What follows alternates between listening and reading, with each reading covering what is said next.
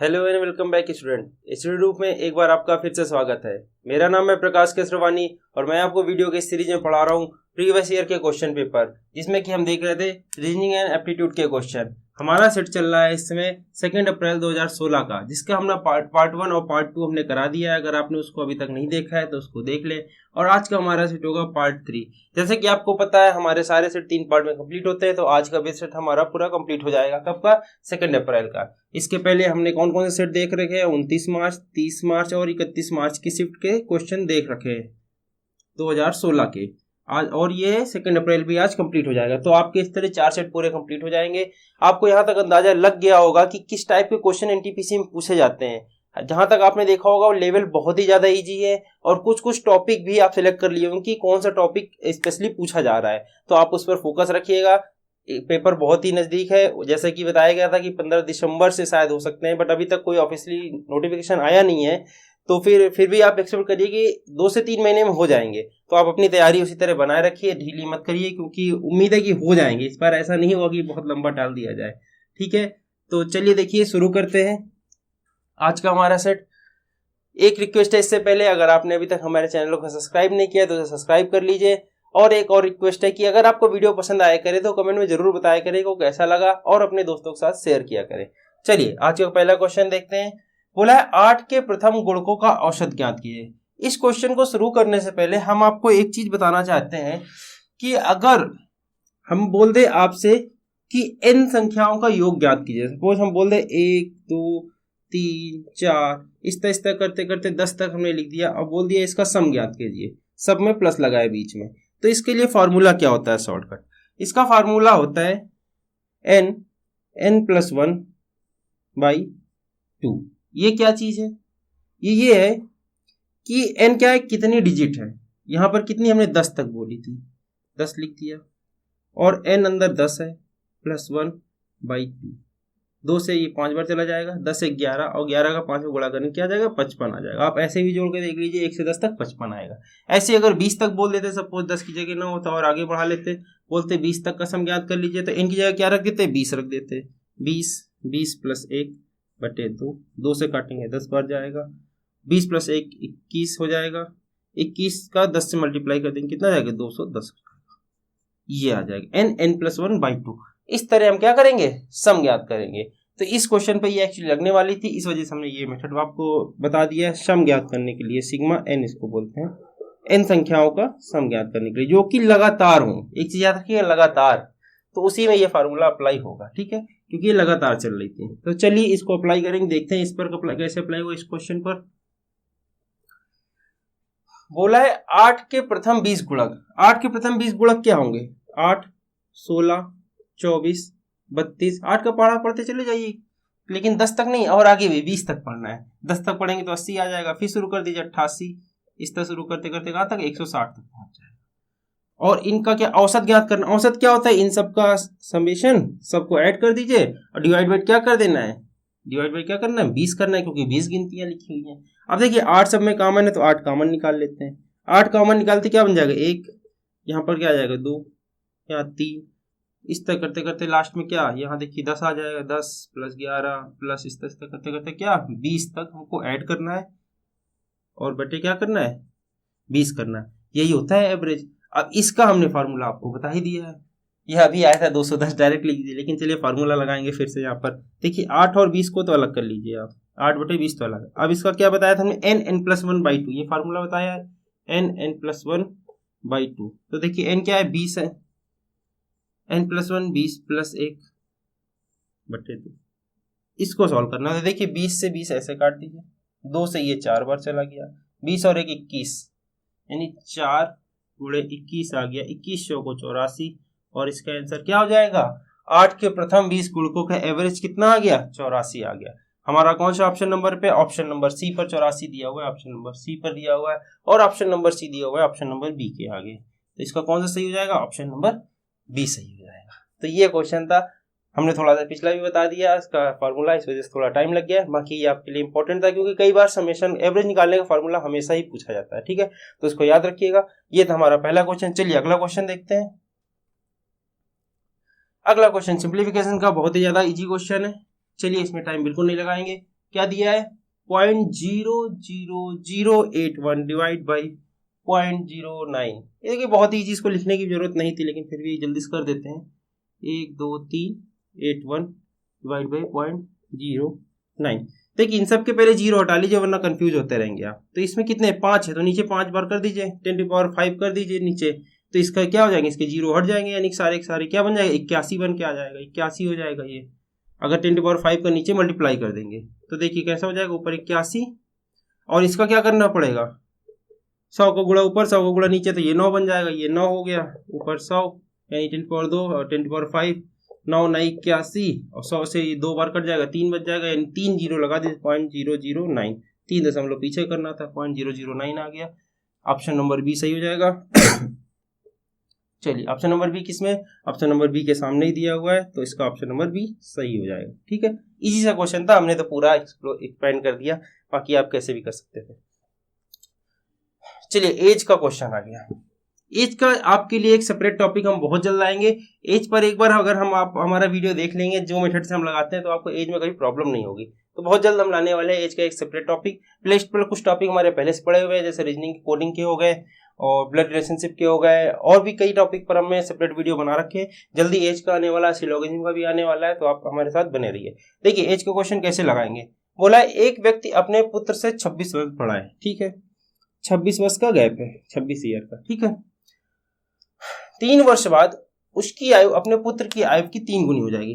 3 साल बाद बोल रहा है एवरेज क्या हो जाएगा, 3 गुनी हो जाएगी, एवरेज कह रहे हैं, रेशियो क्या हो जाएगा 3:1 हो जाएगा।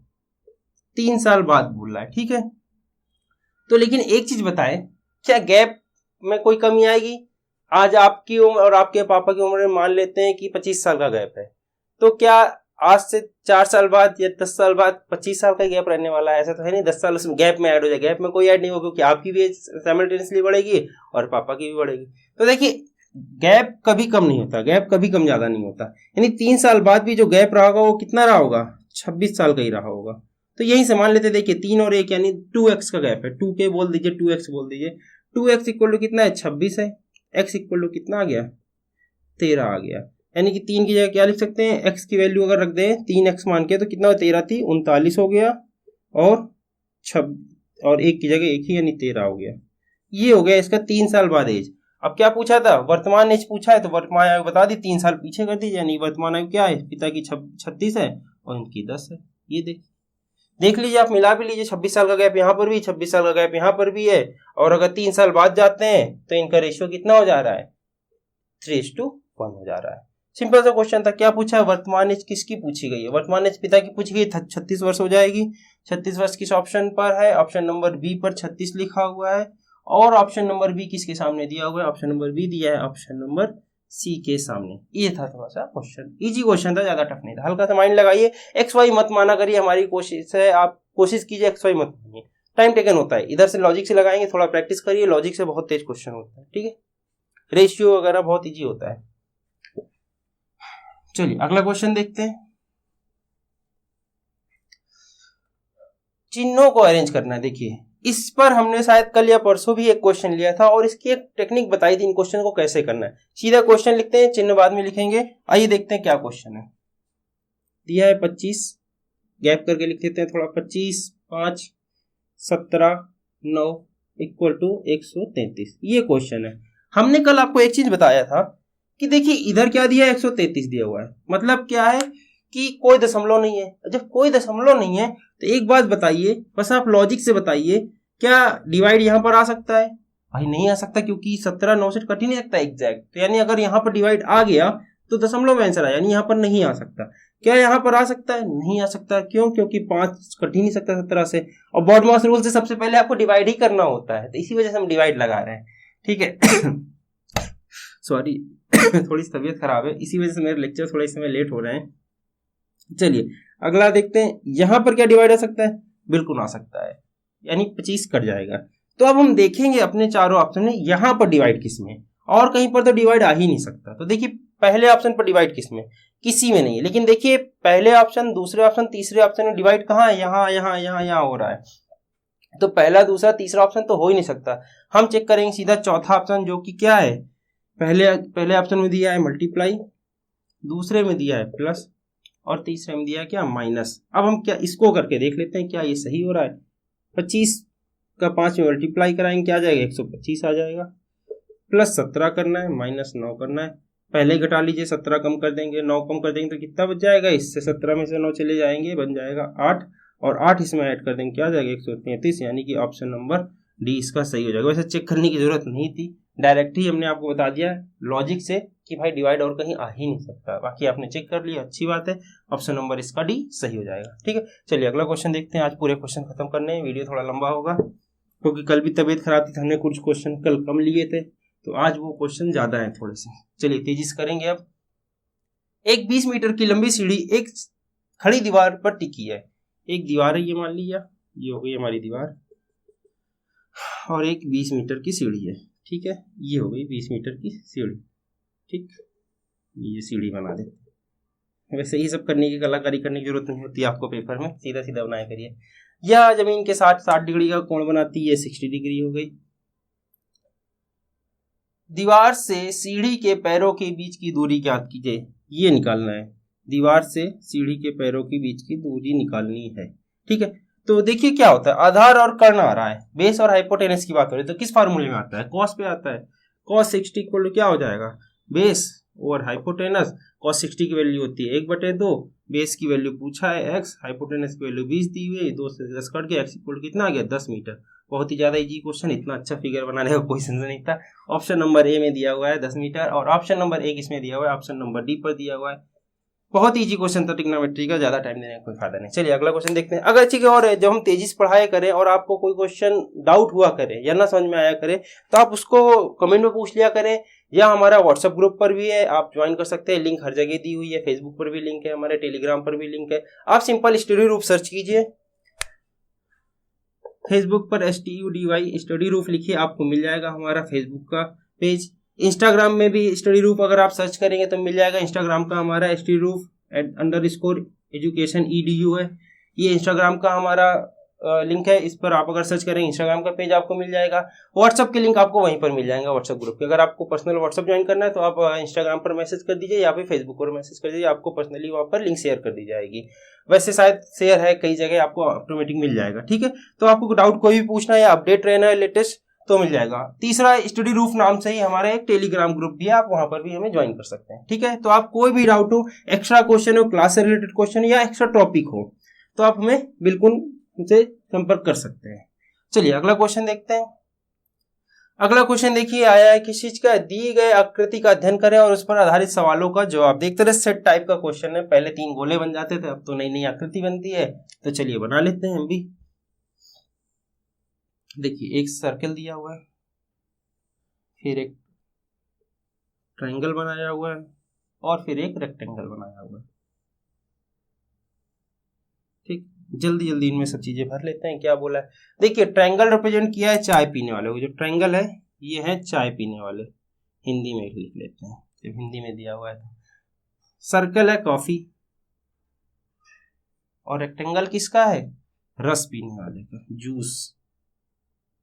ठीक ये हो गया और इनके डिजिट भर लेते हैं। 43 यहाँ पर लिखा हुआ, देखिए इससे कई क्वेश्चन होंगे इसलिए एक बार लिख दे रहे हैं जल्दी से, फिर तो 1-1 सेकंड के क्वेश्चन होते हैं आपको पता है।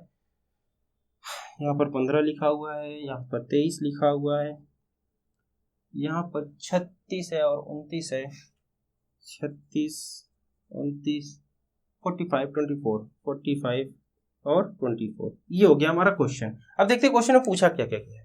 चलिए पहला क्वेश्चन देखिए, कितने लोग रस और चाय पीते हैं लेकिन कॉफी नहीं। देखिए कॉफी नहीं पीना तो सीधा सर्कल हटा दीजिए, पूरा सर्कल हटा दीजिए, कॉफी का वो डिली नहीं करना। अब बोलना है कितने लोग रस और चाय पीते हैं।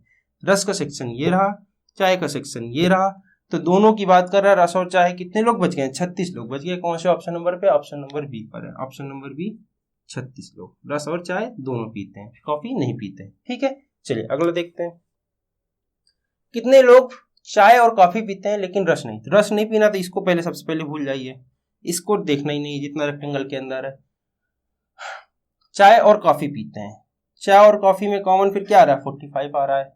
तो देखिए कौन सा है, ऑप्शन नंबर डी पर दिया हुआ है 45, ऑप्शन नंबर डी 45। ये दोनों तो बहुत ईजी क्वेश्चन थे, बस फिगर बनाना था। इवन पेपर में तो फिगर ही नहीं बनाना रहता, जरूरत थोड़ी आपको बनाने की, डायरेक्ट किया करिए। कितने लोग कॉफी पीते हैं, तो हमने आपको समझाने के लिए बनाया। कॉफी कितने लोग पीते हैं पूछा है, तो देखिए कॉफी की सेक्शन ये है। अब यहाँ पर आपको क्वेश्चन में स्पेसिफाई नहीं किया गया कि वो रस पीते हैं, चाय पीते हैं या नहीं पीते। सिंपल पूछा कितने लोग कॉफी पीते हैं, तो आपको पूरा सर्कल कैलकुलेट करना पड़ेगा कितने लोग कॉफी वाले, यानी सारे सर्कल के अंदर जो जो आ जाए, 38, 15, 23, 45, 40, इनको ऐड करना। अच्छा, ऐड करने की टेक्निक भी आपको जल्दी जल्दी बता, देखिए पूरा ऐड किया करिए। इसको 40 मान लीजिए, इसको 40 मान लीजिए, इसको 20 मान लीजिए, इसको 10 मान लीजिए, इसको 40 मान लीजिए, ऐड कर दीजिए तेजी से। देखिए 40, 40, 80, 20, 100, 110, इसको 40 मान लीजिए तो 150 हो गए। ठीक है, यहाँ पर 2 कम कर देंगे, बाकी समय ज्यादा ही करना है। 3, 5, 3, 8, 8, 3, 11, 11, 11 और 5, 16, और जबकि 2 हमने यहाँ पर ज्यादा ऐड किया था, यानी 14 ऐड कर दीजिए, यानी कितना हो गया 164। इस तरह ऐड करते हैं तेजी से। 164 किस ऑप्शन पे, ऑप्शन नंबर बी पर है। इस तरह तेजी से ऐड किया जाता है 164। ठीक है, तो ये 3 क्वेश्चन थे, बहुत ही जल्दी हो गए, बिल्कुल कुछ सेकंड्स के क्वेश्चन थे। ये तो हमने आपको समझाने के लिए लिख दिया, इतना फिगर बना दिया, इसकी जरूरत नहीं थी। चलिए अगला क्वेश्चन देखें, माध्यिका का क्वेश्चन है।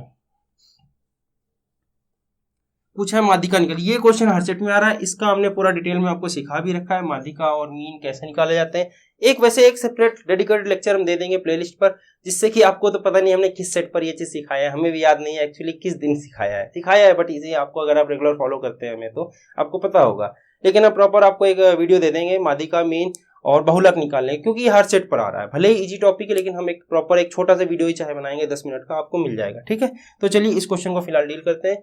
क्या बोला है 76, तो देखिए 76 नंबर का क्वेश्चन रहा होगा 76 भूल जाइए, बाकी बात करते हैं। देखिए क्या लिखा है, 25, 23, 26, 29, 31, 39 और 11 की माध्यिका ज्ञात कीजिए। तो माध्यिका के लिए सबसे पहला रूल हमने आपको क्या बताया था, पहले या तो छोटे से बड़े या बड़े से छोटे क्रम में लिख लीजिए। हम छोटे से बड़े में हम अधिकतर प्रेफर करते हैं, तो सबसे पहले लिखिए 11 सबसे छोटा है।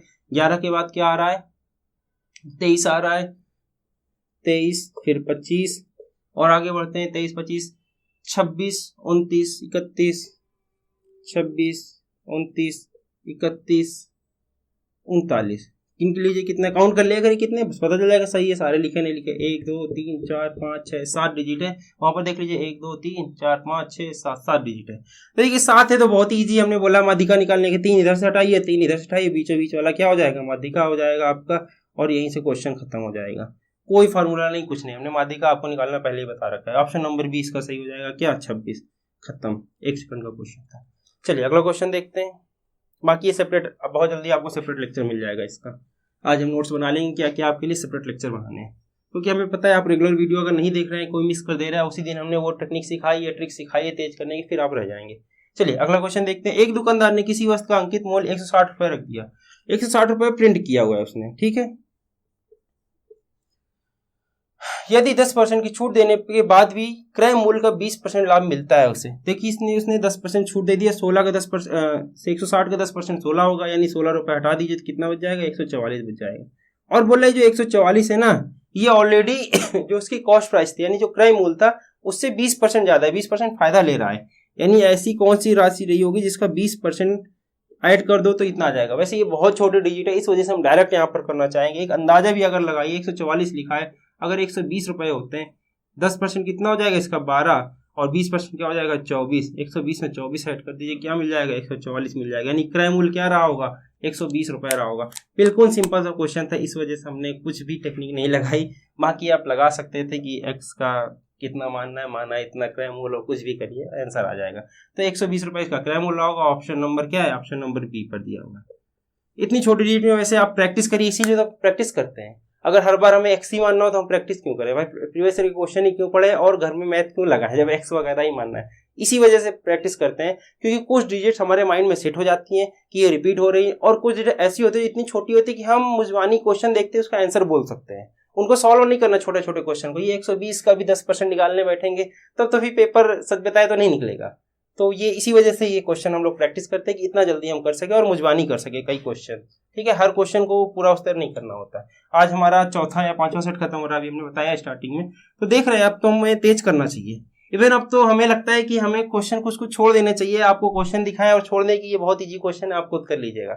आप बताइएगा कमेंट में अगर आपको ऐसा लगता है तो।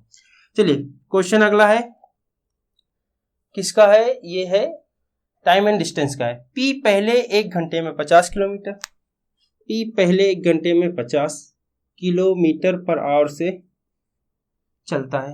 अगले 2 घंटे में 1 घंटा ये चलता है, ठीक है, 1 आवर। अगले 2 घंटे में, अगले 2 आवर पे कितना चलता है, 70 किलोमीटर पर आवर से चलता है।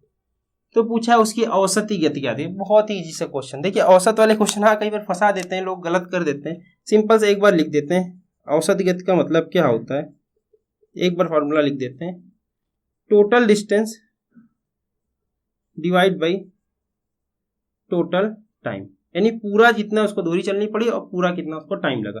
तो पूरी पूरी दूरी कितनी चली भाई, 1 घंटा 50 किलोमीटर पर घंटे से चला, यानी 50 किलोमीटर चला। 2 घंटा चला 70 किलोमीटर, सॉरी 70 किलोमीटर प्रति घंटे से कितना हो गया, 140 किलोमीटर हो गया। तो इन दोनों को ऐड करिए, टोटल डिस्टेंस निकल आएगा 50 प्लस 140 190। टोटल टाइम कितना हो जाएगा, 2 1 3 घंटे हो गया। अब 3 से इसको डिवाइड कर दिए, यानी 60 होता 180 होता 60 हो जाता, 60 से ज्यादा यानी कि 63 दिख रहा है साफ साफ आपको, 63.33 किलोमीटर पर आवर। इसका क्या हो जाएगा, एवरेज गति हो जाएगा। कौन सा, ऑप्शन नंबर बी सही हो जाएगा, 63.33 kmph। ठीक है, बहुत इजी क्वेश्चन था। चलिए अगला क्वेश्चन देखते हैं। देखिए खांसी आते ही पसीना आना शुरू हो गया, कल भी ऐसा ही हुआ था, फिर हमने क्लास रोक दी थी। चलिए आगे देखते हैं। लेकिन आज पूरे क्वेश्चन कराएंगे, चाहे थोड़ा सा टाइम लग जाए। नीचे दिए गए कथन के कुछ निष्कर्ष दिए गए हैं, आपको इन कथन को सत्य मानना है भले ही वह समानता ज्ञात तत्वों के साथ मेल न खाता हो, और फिर यह निर्धारित करना है कि दिए गए निष्कर्षों में कौन सा कथन तर्कसंगत है। इसका मतलब आपको हम पहले ही बता चुके हैं। हम कथन पढ़ते सीधा, उच्च जोखिम लेने से उच्च प्रतिफल मिलता है, ज्यादा रिस्क लेने से रिजल्ट ज्यादा अच्छा होता है। ये कथन दिया है, हमको अपना लॉजिक नहीं लगाना, सत्य है या असत्य है, फिलहाल सत्य मानना है। ठीक है, अगला देखते हैं कंक्लूजन क्या क्या दिए गए। कोई जोखिम नहीं, कोई लाभ नहीं, ऐसा कुछ नहीं बोला है। इसमें बस इतना बोला था कथन में कि उच्च जोखिम लेने से उच्च प्रतिफल मिलता है। यहाँ पर कुछ नहीं बोला कि नहीं लोगे तो नहीं मिलेगा, मिलता है ठीक है, नहीं लोगे नहीं मिलेगा, ऐसा कुछ नहीं बोला, यानी कि पहला कंक्लूजन गलत हो गया। प्रत्येक व्यक्ति को जीवन में जोखिम लेना चाहिए, ये भी कोई गलत है, क्वेश्चन के हिसाब से गलत है। हमें अपने लॉजिक के हिसाब से नहीं लेना चाहिए, नहीं लेना चाहिए, हमसे नहीं मतलब। हमें क्वेश्चन में क्या कथन में बोला है कि लेना चाहिए क्या प्रत्येक व्यक्ति को अपने लाइफ में, नहीं बोला। क्वेश्चन में क्या बोला था, उच्च जोखिम लेने से उच्च प्रतिफल मिलता है। इससे रिलेटेड कोई भी निष्कर्ष नहीं है, यानी कि दोनों के दोनों निष्कर्ष गलत हो जाएंगे। ऑप्शन नंबर डी इसका सही हो जाएगा, ना ही फर्स्ट सही है ना ही सेकंड तर्कसंगत है। ठीक है, बहुत इजी क्वेश्चन था। इस तरह के हर सेट में क्वेश्चन आ रहा है। एक चीज और, इसको भी हमने ऑब्जर्व कर लिया, ये यही प्रैक्टिस करते करते होता है। लगभग हम हर सेट में करा रहे हैं ये क्वेश्चन, तो ये भी क्वेश्चन आते हैं और लगभग के सबके डी ही सही हुए हैं। शायद 1 2 के किसी के बी सही हुए, कोई एक सही हो गया गलती से, बाकी सबके डी सही हो रहे हैं। तो आप देखिएगा इनको, उसको प्रैक्टिस करिएगा। चलिए अगला देखते हैं, सिलोगिज्म का है। हाँ, कथन पढ़ते हैं। कुछ लड़के लड़कियां हैं, हम इंग्लिश बनाते हैं ज्यादा अच्छा है। कुछ बॉयज गर्ल हैं, ये बोला है, कुछ बॉयज गर्ल हैं। सभी लड़कियां गायक हैं, सभी की सभी गर्ल्स क्या है, सिंगर हैं, ऐसा बोला है। अब देखते हैं क्या निष्कर्ष है। कुछ गायक लड़कियां हैं, यानी कुछ सिंगर जो हैं गर्ल हैं, बिल्कुल सही है। कुछ सिंगर गर्ल हाई है, दिख ही रहा है साफ साफ, यानी कि पहला क्या हो गया, सही हो गया। दूसरा देखते हैं, कुछ गायक लड़के हैं, कुछ गायक लड़के, कुछ सिंगर बॉय है, बिल्कुल सही हो गया, यानी कि दोनों के दोनों सही हो गए। तो कौन सा इसका ऑप्शन सही हो जाएगा, फर्स्ट एंड सेकेंड दोनों तर्क संगत है, ऑप्शन नंबर सी सही हो जाएगा। ऑप्शन नंबर सी, दोनों के दोनों सही, ये बिल्कुल सही दिख रहा है। कुछ गायक लड़कियां हैं, बिल्कुल दिख रहा है, कुछ है ही हैं। कुछ गायक लड़के हैं, बिल्कुल दिख रहा है। बहुत ही इजी सा क्वेश्चन था, ऑप्शन नंबर सी, दोनों के दोनों सही हो जाएंगे। चलिए अगला क्वेश्चन देखते हैं। अगला क्वेश्चन है डिवाइड, विभाजित होता है। तो 11 का नियम सिखा देते हैं। हालांकि चाहे तो आप डायरेक्ट लगा सकते हैं, इस क्वेश्चन को आप देख रहे हो कि 11 से विभाजित होता है, पूछा है। 11 का नियम सीख लीजिए क्या होता है। 11 का नियम ये होता है, जैसे हम कोई एक डिजिट लिख देते हैं, 1 3 3 1।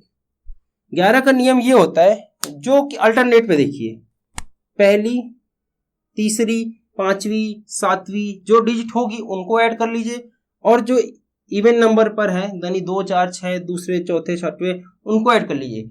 उन दोनों को फिर घटाइए, या तो उनका जो घटाने पर जो आ रहा है वो या तो 0 हो या तो फिर 11 से कट जाए तभी वो 11 से विभाज्य होता है। ये होता है 11 से विभाज्य का नियम। जैसे आपने 3 का नियम पढ़ा है, सबको जोड़िए 3 से कटा तो कटेगा। 2 का नियम पढ़ा है, लास्ट में इवन होना चाहिए, सम संख्या होनी चाहिए तो कटेगा। 5 का पढ़ा है, या तो 0 या 5 होना चाहिए तो कटेगा। तो ऐसे ही नियम है कुछ 11 का। 11 का नियम क्या है, 1 3 5 7 यानी कि जो ऑड नंबर पर है, और 2 4 6 8 जो इवन नंबर पर है उन लोगों उनको सम करिए और उन दोनों को आपस में घटा दीजिए। चलिए करते हैं। 1 3 यानी कि 4 आ गया, 3 और 1 4 आ गया, इन दोनों घटाएंगे क्या आ गया, 0 आ गया, यानी कि 11 से कट जाएगा। अगर 0 आ गया तो 11 से कटेगा, और अगर 11 से कटने वाली कोई डिजिट आई तो 11 से कटेगी। दो ही कंडीशन होती है 11 से विभाज्य होने का।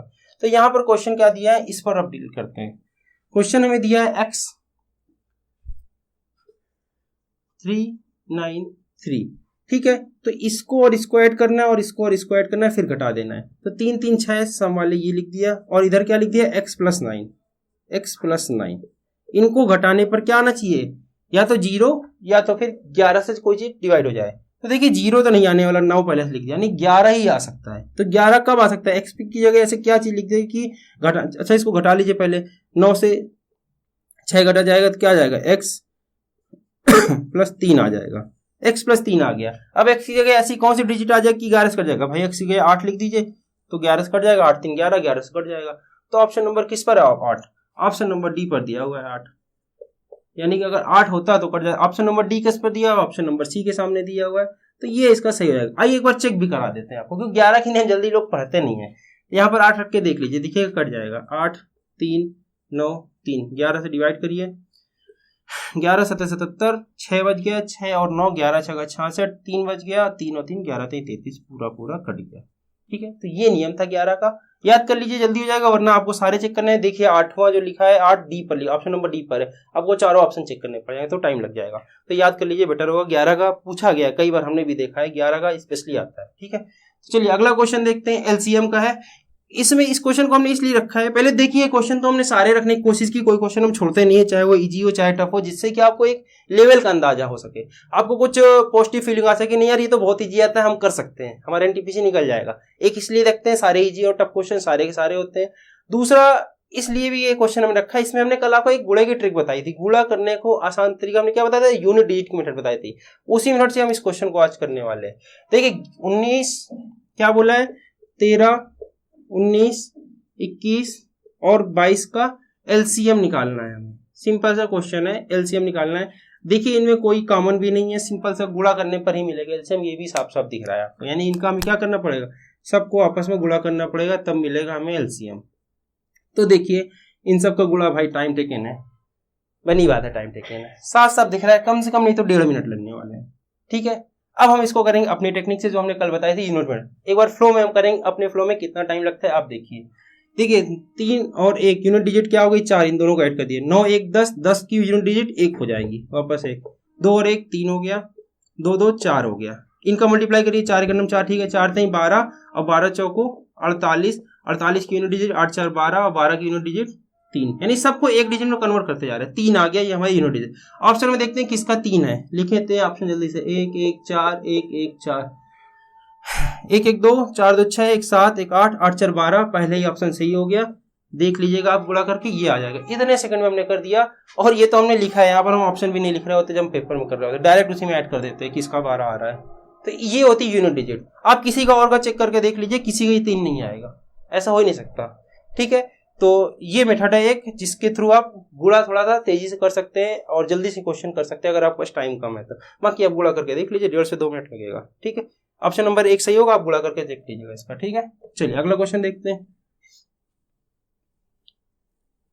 ये मेथड हमने कल बताई थी, अगर आपने कल वीडियो नहीं देखा है तो आप हमें कमेंट में बताएं, हम आपको पर्सनली बता देंगे, नहीं तो आप कल का वीडियो देख लीजिए, 2 ऑप्शन है आपके पास। चलिए अगला क्वेश्चन देखते हैं। 3 संख्याएं हैं 4 5 7 के रेशियो में, 4:5:7 ये रेशियो है, उनका योग 320 है।